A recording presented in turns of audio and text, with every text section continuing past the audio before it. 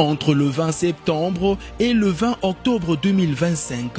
D'autres réalisations notables sont également observées, notamment la construction d'un deuxième dallo ainsi que d'un mur de soutènement qui sera poursuivi d'un perret maçonné au niveau du PK12. Ces ouvrages sont essentiels pour la stabilité du terrain et la protection de la route.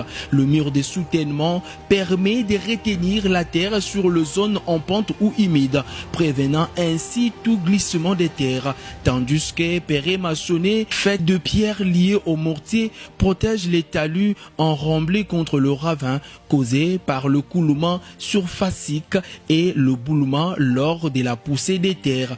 Des travaux exécutés selon les mesures internationales pour garantir la sécurité et la durabilité de l'infrastructure. Dans le même registre, la construction des caniveaux se poursuit à un rythme soutenu au niveau de la mission catholique Athènes. Ces ouvrages de drainage jouent un rôle capital. Ils canalisent les eaux pluviales, évitant toute stagnation ou infiltration sous la chaussée, principale cause de la dégradation précoce des routes. Pendant ces temps, du PK3 au PK5 au plus 160, les équipes s'attellent à la construction des descentes d'eau pluviale. Ces dispositifs assurent le coulement rapide des eaux de pluie vers les exutoires naturels, protégeant ainsi la route contre les affouillements et garantissant la pérennité de l'ensemble du réseau. Sous le regard attentif de la CGT Grand Bandundu et du contrôle rigoureux des CKAM, ces projets avancent dans la rigueur, la précision et le respect des standards techniques,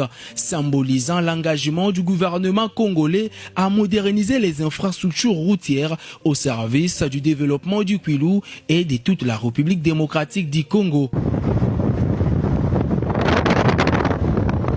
Signalons cependant que ces travaux représentent un véritable souffle d'espoir pour la population du Kwilu. Les habitants d'Ingoudi, d'Idiofa et des villages environnants voient peu à peu se concrétise un rêve longtemps attendu, celui d'une route praticable en toute saison, facilitant le transport de produits agricoles, la mobilité de personnes et le désenclavement économique du territoire d'Idiofa.